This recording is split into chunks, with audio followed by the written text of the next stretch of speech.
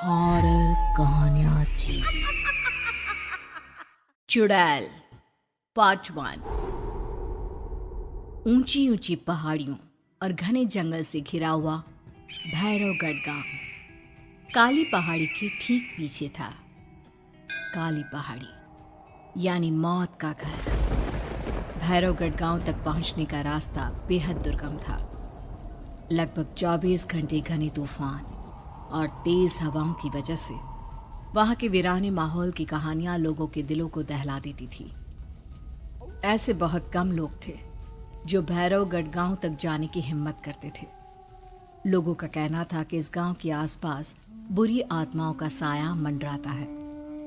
गांव के रहने वाले लोगों ने वैसे तो अपनी आंखों से किसी बुरी आत्मा या साये को नहीं देखा था, लेकिन गांव का बच्चा बच्चा इस बात को महसूस कर सकता था कि गांव के ऊपर कोई तो खौफनाक साया मंडरा रहा है। और उसकी वजह ये थी कि उस गांव में जैसे ही कोई लड़का 18 साल का होता, उसके 18वें जन्मदिन की रात ठीक 12 बजे अकस्मात उसकी मौत हो जाती।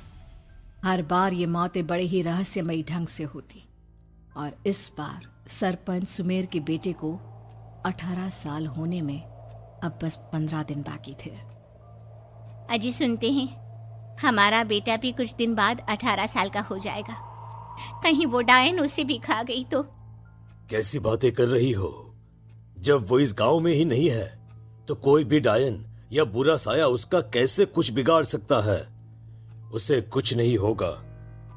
हाँ जानती हूँ, आपने उसे पढ़ाई के बहाने इस गांव से बाहर निकाल शहर भेज दिया है, लेकिन ये भी तो सच है ना कि वो बार बार यहाँ आने की जिद करता रहता है। वो चाहे कितनी भी जिद कर ले जानकी, पर मैं उसे इस गांव में कभी वापस नहीं आने दूंगा। मैं नहीं चाहता कि गांव के दूसरे लड़कों की तरह मेरे बेटे की भी अजीबोगरीब ढंग से मौत हो जाए। कभी कभी तो लगता है कि हम सब गांव वालों को हिम्मत करके अपने गांव को इस बुरी आत्मा से छुड़वा लेना चाहिए। लेकिन कौन जानता है आखिर वो खतरनाक साया किसका है? वो काली आत्मा कौन है जो रातों रात हमारे गांव के लड़कों को निगल जाती है? सुमेर और जानकी जब ये सारी बातें कर रहे थे तब रात के लगभग 10 बज चुके थे, और हर रात की तरह भैरवगढ़ गांव एक भयानक काले तूफान की आगोश में था। बाहर चल रही तेज हवाएं और बारिश के बीच कभी कभी ऐसा लगता जैसे कोई बुरी तरह से चीख रहा है।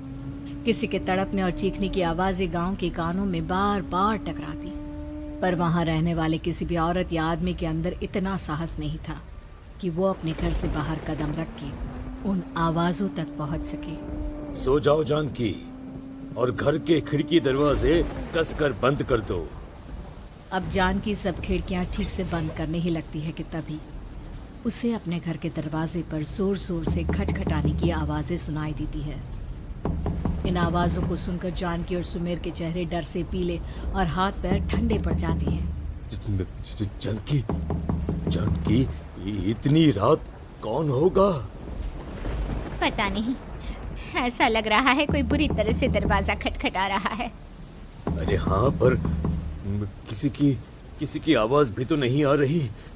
क्या करूं? दरवाजा खोल लूं या नहीं? कहीं ऐसा ना हो कि किसी को हमारी मदद की जरूरत हो। लड़खड़ाते कदमों से सुमेर दरवाजे के करीब जाता है और अपने कान को दरवाजे पर रख धीरे से आवाज देते हुए पूछता है, कौन कौन है? कौन है वहां? तभी एक बेहद डराने वाली आवाज उसके कानों से टकराती है।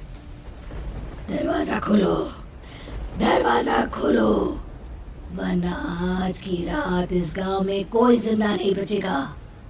मैं जानती हूँ तुम्हारा बेटा 18 साल का होने वाला है।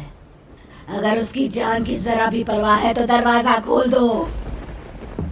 इस आवाज को सुनते ही सुमेर घबरा कर पीछे हट जाता है और जानकी को पूरी बात बताता है। कहीं वो डायन हमारे घर तक तो नहीं पहुंच गई? अब हम क्या करेंगे? मुझे दरवाजा खोलना ही होगा जानकी। मेरे पास अब कोई रास्ता नहीं है।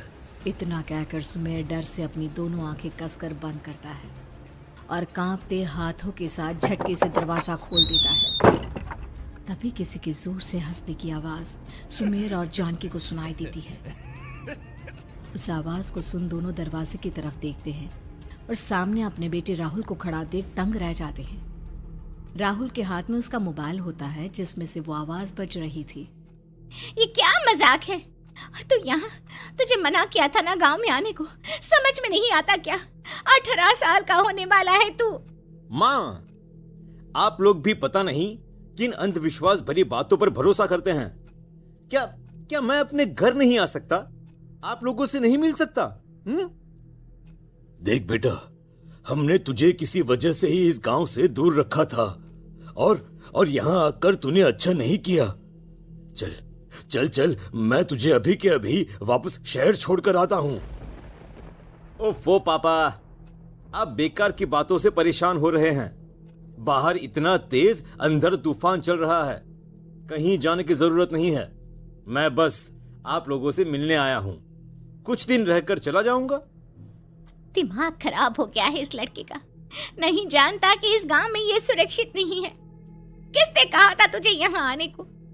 ये आवाजें सुन, बाहर से जो आवाजें आ रही है तुझे सुनाई नहीं देती क्या?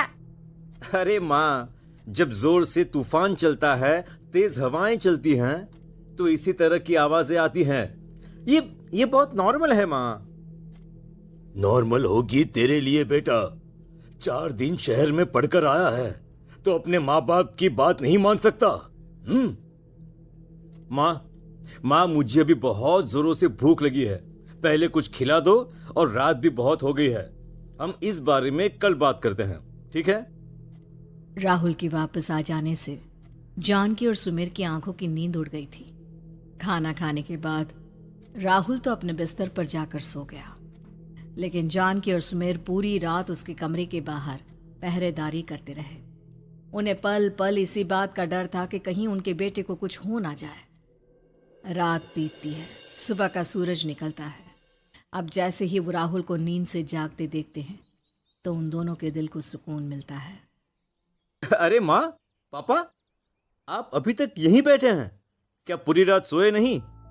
जिनकी जवान बेटी की जान को खतरा हो, उन माँ बाप को नींद नहीं आती बेटा। बेटा, अब तो वापस शहर चला जा। देखो माँ, मैं किसी जरूरी काम से इस गांव में आया हूं, और वो काम पूरा होने के बाद मैं खुद यहां से चला जाऊंगा। काम? गांव में तेरा क्या काम है? पापा, मैं बचपन से ही इस गांव के बारे में बेहद डरावने किस्से सुनते आया हूं, इसीलिए अब मैं उन्हीं किस्सों के ऊपर डॉक्यूमेंट्री फिल्म बनाऊंगा। रिसर्च करना चाहता हूं कि आखिर सच्चाई है क्या। हे भगवान, लो जी, सुन लिया, और भेजो इसे पढ़ने के लिए शहर। मैंने आपसे पहले ही कहा था, मेरी बहन के पास दूसरे गांव भेज दो। ना ये शहर जाता और ना उल जुलूल की बात इसके दिमाग में आती। जानकी और सुमेर राहुल को समझाने की बहुत कोशिश करते हैं, पर वो किसी की बात नहीं सुनता और अपना कैमरा लेकर गांव की पास वाली काली पहाड़ी की तरफ निकल जाता है। अब राहुल जैसे ही काली पहाड़ी पर पहुंचता है, उसकी नजर पहाड़ी के ठीक बीचों बीच बनी एक पुरानी झोपड़ी पर पड़ती है। यहाँ भी कोई रहता है क्या? ये इंटरेस्टिंग होगा। राहुल की आवाज पहाड़ों से टकराकर उसके कानों में सुनाई दे रही थी। उसने चारों तरफ का नजारा देखकर वहां की तस्वीरें अपने कैमरे में उतारना शुरू कर दिया।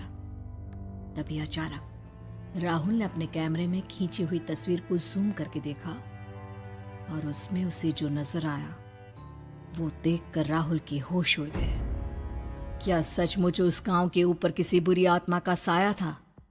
क्या राहुल की जान बच पाएगी? क्या देखा था राहुल ने उस फोटो में जिसे देखकर वो दंग रह गया?